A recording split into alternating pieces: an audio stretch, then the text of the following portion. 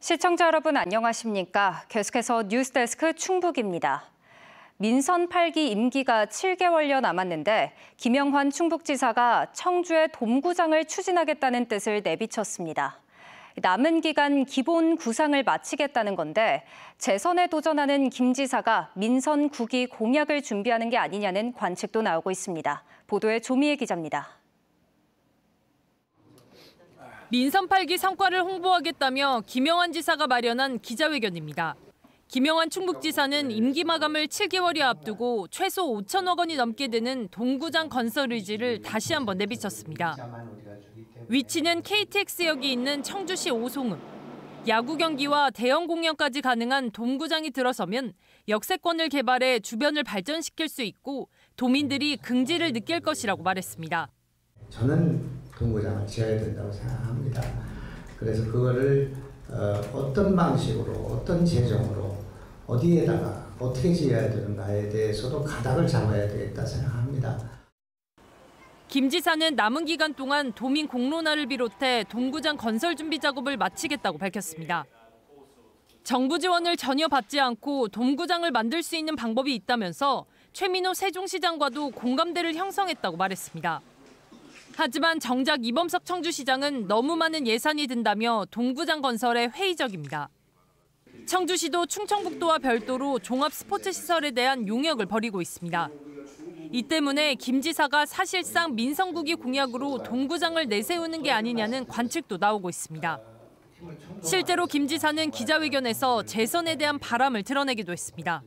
여러 가지 악조건 속에서도 진심으로 도민들에게 최선을 다해서 제가 할 수 있는 일, 제가 또 국위를 맡아서 할 수 있으면 좋겠습니다만 그건 알 수 없는 일이고. 한편 김 지사는 돈봉투 수수 의혹 수사 등 개인 신상과 관련해서는 정치적으로 중요한 문제라며 조만간 따로 설명하겠다고 밝혔습니다. MBC 뉴스 조미입니다. 음성 화학물질 누출 사고의 피해 범위가 반경 3.5km에 달하는 것으로 잠정 집계됐습니다. 이 주민 건강이 가장 문제지만 당장 수확해야 할 농작물에 손도 못 댈 처지입니다. 주민들은 사고업체 대표 앞에서 분노를 감추지 못했습니다. 환경당국과 지자체는 본격적인 피해 조사에 착수했습니다. 김은초 기자입니다. 하얀색 액체가 위로 솟구치고 굳어버린 덩어리들은 바닥을 뒤덮었습니다. 지하 탱크에 보관 중이던 화학물질이 폭발해 유독가스가 마을로 퍼져나갔습니다. 지난달 21일 1차 사고 때 10톤, 닷새 뒤 2차 사고 때 4.5톤입니다. 피해 범위는 반경 3.5km로 잠정 집계됐습니다. 사고 당시 통제됐던 500m보다 면적으로는 50배 가까이 넓은 규모입니다. 지금까지 98명이 치료를 받았고 배추와 무 등 80헥타르가 넘는 농작물이 피해를 입었습니다. 김장철을 앞두고 밭일에는 손도 못 댑니다. 김장 배추 절대 수확하시면 안 되고요. 그냥 원형대로 좀 보기가 싫지만은 조사가 끝나서 어떻게 폐기 처리를 하라 결정이 되기까지는 그냥 원형 상태로 두시는 게 맞다. 닷새 만에 2차례나 사고가 반복되자 업체 대표는 주민들 앞에서 고개를 숙였습니다. 진심으로 사과의 말씀 드립니다. 대단히 죄송합니다. 환경당국과 음성군은 누출된 화학물질은 모두 반출이 끝났다며 피해 조사와 보상 절차에 착수했습니다. 재발 방지를 위해서는 우선적으로 사고 원인 조사가 면밀하게 이루어져야 될 것 같고요. 신속하고 객관적인 보상이 될 수 있도록. 하지만 조사에 최소 3개월이 걸릴 것으로 알려지자 주민들의 불만은 더 커졌습니다. 당장 주민들이 먹고 사는 게 걱정인 사람들입니다. 갑자기 무슨 일이 터졌을 때 예비비라는 게 있다는 거예요. 어서라도 끌어다가 주민들한테는 해줘야 되는 거 아니냐는 거죠. 맞아. 사고가 반복된 만큼 업체 운영을 중단해야 한다는 목소리도 이어졌습니다. 평소에도 계속 냄새가 났던 회사입니다. 이런 회사가 지금 이런 마을 인근에 이렇게 있어도 되는 건지 계속 그것이 운영이 된다면은 저희 주민들도 가만히 있을 수가 없습니다. 당국은 보험사와 협의해 농작물 피해액의 절반을 우선 지급하고 사고 원인 조사 후 업체 과실이 드러나면 엄정히 처분하겠다고 밝혔습니다. MBC 뉴스 김은초입니다.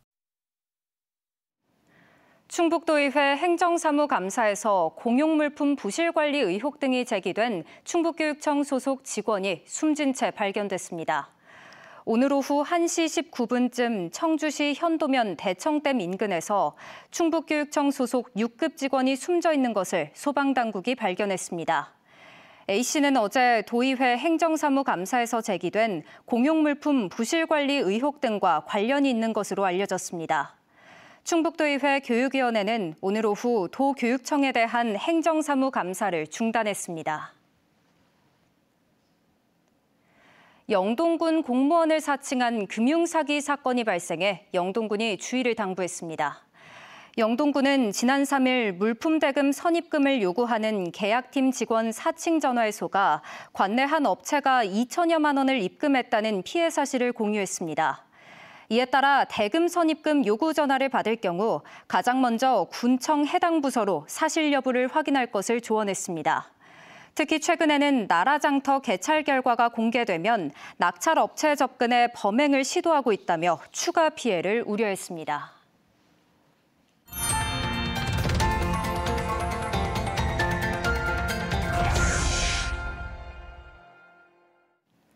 새 하늘길 기획 시리즈, 오늘은 그 마지막 순서로 풀어나가야 할 일들을 살펴봅니다.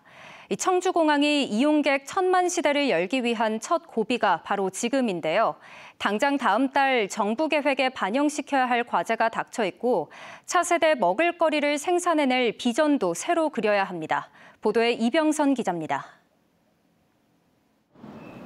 청주공항에 새로운 전기를 마련할 민간 전용 활주로의 첫 관문은 올해 안에 정부 계획에 포함시키는 겁니다. 7차 공항개발 종합계획인데 국토부가 5년마다 수립하는 최상위 계획으로 공항별 투자 소요가 제시됩니다. 여기에 반영시켜야 정부 예산을 세울 근거가 마련되기 때문에 지역 역량과 정치력이 집중되고 있습니다. 지역의 국회의원들이 함께 차관도 만나고 국토부 장관도 조만간에 면담을 해서 연말에 발표될 종합계획에 들어가도 당장 내년에 정부 예산을 쓰기 어렵다는 건 아쉬운 대목입니다. 내년도 예산 심의가 이미 끝날 때라 그런 건데 여당 측은 내후년 2027년을 기다리기보다 앞당겨 예산을 세워보려 애쓰고 있습니다. 도민들의 염원이 이거 빨리 하루라도 1년에도 당겨보자, 이런 것들을 지금 국토부하고 논의를 좀 하고 있습니다. 그 논의 결과에 따라서 이어 청주공항 활성화 특별법을 제정하는 것 역시 민간 활주로 예타 면제나 위상에 걸맞은 터미널 건설 등의 속도를 내기 위한 겁니다. 내년 상반기까지는 통과되도록 그렇게 좀 힘을 쓸 예정이고요. 그렇게 또 해야만 이재명 대통령 임기 내에 어느 정도 또 민간 전용 활주로를 계기로 청주공항을 차세대 성장 동력으로 삼는 비전도 같이 제시돼야 합니다. 기존 에어로폴리스 3지구에 새 활주로가 놓이면 산업단지 여건이 근본부터 바뀌는 셈이라 면적 자체가 몇 배로 확장되는 거대 전략이 부각될 것으로 보입니다. 항공물류라든가 항공정비, 항공부품, 또 비즈니스, 레저, 쇼핑 이런 것을 집중적으로 담을 수 있고요. 신천 혁신도시서부터 세종시까지 연계한 우리 중부권의 첨단 산업 융합 벨트를 다만 소음을 비롯한 인근 주민들의 피해와 반발을 원만하게 해결하고 환경 훼손, 공항 난립 등 근본적인 문제 지적에 책임 있게 대응하는 노력도 중요합니다. 서로 지금 신규 공항 각 도마다 하나씩 짓겠다라는 건데 이게 수익성이 있을까라는 거죠. 어쨌든 민간활주로 지금 하나 더 놓게 되면 그 인근에 이제 농지라든지 환경은 좀 훼손이 될 게 뻔하고 민간 전용 활주로가 새 하늘길을 열고 충북에 새로운 먹을거리를 창출할 수 있을지 바로 다음 달이면 첫 시험 결과가 나옵니다. MBC 뉴스 이병선입니다. 급전이 필요한 사람들에게 렌터카를 빌려오게 한 뒤 이 차량을 빼돌린 일당이 경찰에 붙잡혔습니다. 차량에 설치된 위치 추적 장치를 없앤 뒤에 해외로 밀수출하거나 대포 차량으로 판매했습니다. 전유정 기자의 보도입니다. 어두운 밤 한 남성이 다른 남성에게 흰색 고급 차량을 넘기고 사라집니다. 자신의 명의로 빌린 렌터카를 다른 사람에게 넘긴 겁니다.